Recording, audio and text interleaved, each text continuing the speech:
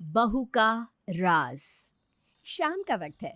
सीमा अपने ऑफिस से घर की ओर आ रही होती है कि अचानक से उसका फोन बजता है। फोन सीमा की माँ मीरा का होता है। सीमा फोन उठाती है और कहती है, हेलो माँ। हेलो बेटा, कहाँ रह गई? बस माँ, मैं आ ही रही हूँ, रास्ते में हूँ। फोन पर बातें करते हुए सीमा इतनी मग्न हो जाती है कि अचानक से एक कार आती है और उसे टक्कर दे देती है। सीमा गिर जाती है, उसे काफी चोट आती है। कुछ दिन हॉस्पिटल में रहने के बाद सीमा घर आती है। सीमा ठीक तो हो जाती है, लेकिन उसके पेट का दर्द बंद नहीं होता। एक रात सोते हुए अचानक से सीमा के पेट में दर्द होता है। सीमा बहुत जोर जोर से चिल्लाने लगती है, माँ मैं मर गई, न जाने क्या हुआ, इस दर्द को भी अभी आना था। सीमा की आवाज सुनकर मीरा दौड़ी दौड़ी आती है। क्या हुआ बेटा, क्यों चिल्ला रही हो? माँ मेरे पेट में बहुत दर्द हो रहा है, पता नहीं क्या हुआ। शायद ये दर्द उस एक्सीडेंट के कारण हो रहा है। बेटा कल जाकर चेकअप करवा लेंगे। वो तो मैं करवा लूंगी, लेकिन अभी इस दर्द का क्या करूँ माँ। रुक, मेरे पास एक पेन किलर टैबलेट है, मैं अभी लाती हूँ। मीरा पेन किलर लाकर सीमा को देती है। सीमा गोली खाकर सो जाती है। अगली सुबह जब सीमा डॉक्टर के पास जाती है, डॉक्टर कुछ टेस्ट करवाते हैं। सीमा डॉक्टर के कहे मुताबिक सारी जांच करवा लेती है। अगले दिन सारे रिपोर्ट्स लेकर डॉक्टर के पास जाती है। सीमा, तुम्हें कोई बीमारी नहीं, लेकिन एक परेशानी है, पर देखो घबराना मत। क्या बात है डॉक्टर साहब, कोई बीमारी नहीं है तो मैं भला क्यों घबराऊंगी। मैंने तुम्हारे सारे टेस्ट करवाए हैं और रिपोर्ट में आया है कि तुम कभी माँ नहीं बन पाओगी। सीमा इस बात से चिंता में डूब जाती है। हॉस्पिटल से घर की ओर जाने लगती है कि अचानक उसका फोन बजता है। फोन मीरा का होता है। हेलो माँ। हाँ, मैं अस्पताल से निकली हूँ, घर ही आ रही हूँ। अच्छा ठीक है बेटा, जल्दी से घर आ जा। तेरे पापा के दोस्त ने एक रिश्ता बताया था और वो लोग आज ही देखने आ रहे हैं। इतना कहकर मीरा फोन काट देती है। सीमा दुविधा में पड़ जाती है और सोचती है, आखिर माँ को कैसे कहूँ कि मैंने शादी कर भी ली तो मैं कभी माँ नहीं बन पाऊंगी। सोचते सोचते मीरा घर आती है। देखती है कि लड़के वाले आ गए हैं। वो जल्दी से तैयार होने लगती है कि अचानक से उसका पैर फिसल जाता है। सीमा गिरने ही वाली होती है कि राहुल उसे पकड़ लेता है।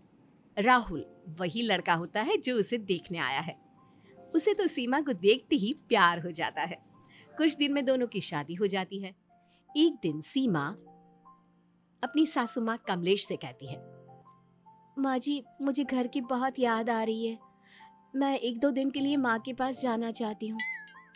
हाँ बेटा, मैं समझ सकती हूँ, नई नई शादी है तो ऐसा लगता है।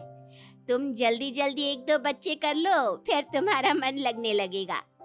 जल्दी से करो हाँ बेटा। माँ जी, आप तो ऐसे कह रही हो जैसे बच्चे ऑनलाइन डाउनलोड हो जाते हैं। कर लूंगी, इतनी जल्दी क्या है, अभी अभी तो शादी हुई है। अरे बेटा, जल्दी तुझे नहीं पर मुझे तो है ना। कहीं तेरे बच्चे का मुंह देखे बिना भगवान के पास चली गई तो। माँ जी, आप ऐसा क्यों बोल रही हो, भगवान करे आपको मेरी भी उम्र लग जाए। तो बता बेटा, मुझे पोता या पोती का मुंह कब दिखाएगी। सीमा सोच में पड़ जाती है। उसे डॉक्टर की बात याद आ जाती है। थोड़ी देर सोचकर वो जवाब देती है, ठीक है माँ जी, मैं सोचूंगी इस बारे में। अगर हो सके तो इसी साल, हाँ बेटा। सीमा हाँ में सर हिला देती है।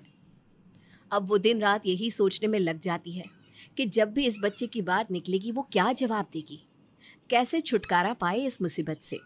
अगले दिन वो एक पंडित को पैसे देकर घर लाती है और अपनी सास से मिलवाती है। राम राम माता जी, कैसे हो? राम राम, आओ आओ पंडित जी, बड़े दिनों में आए हो। बहू, चाय तो ले आओ पंडित जी के लिए। पंडित जी, मेरे बेटी की शादी तो हो गई, लेकिन आप ही बहू को समझाओ कि बच्चा जल्दी कर ले। हम भी तो बच्चों के साथ खेले, इस घर के आंगन में भी बच्चे की किलकारियां गूंजे। पंडित जी थोड़ी देर कुछ सोचते हैं, कुछ पढ़ते हैं और फिर कहते हैं, अब बच्चे की जिद ना करें। बहू की कुंडली के अनुसार अगर बच्चा हुआ तो माँ और बच्चे दोनों को खतरा है और आपके बेटे को भी बड़ा नुकसान हो सकता है। पंडित की बात सुनकर कमलेश घबरा जाती है। इतने में सीमा चाय लेकर आती है और कहती है, क्या हुआ माँ जी, क्या सोच रही हो और इतना घबराई हुई क्यों हो? सासू माँ बिल्कुल शांत रहती है, अपनी बहू की ओर दया की नज़रों से देखती रहती है। कुछ ही देर में पंडित जी चले जाते हैं। ऐसे ही कई दिन बीत जाते हैं और कमलेश अब सीमा से कुछ नहीं कहती। पर बेचारी कब तक शांत रहती। एक दिन उसकी तबीयत अचानक खराब हो जाती है। कमलेश का बेटा राहुल उससे कहता है, माँ अब जल्दी ठीक हो जाओगी, परेशान ना हो माँ। मुझे नहीं लगता कि मैं अब ठीक हो पाऊंगी और मेरी आखिरी इच्छा कभी पूरी हो पाएगी। बीमारी की हालत में कमलेश बहुत चिड़चिड़ी हो जाती है। वो सीमा को बहुत उल्टा सीधा कहने लगती है, पर सीमा कमलेश की बहुत सेवा करती। वो अपनी सास की बातों का बिल्कुल बुरा नहीं मानती। एक दिन वो अपनी सास से कहती है, माँ जी आज मैं डॉक्टर के पास गई थी। अच्छा जल्दी बता, क्या कहा डॉक्टर ने? कब सुनाएगी मुझे खुशखबरी? माँ उन्होंने कहा है कि मेरे अंदर अभी बहुत कमज़ोरी है, अभी मुझे 1-2 साल तक रुकना पड़ेगा।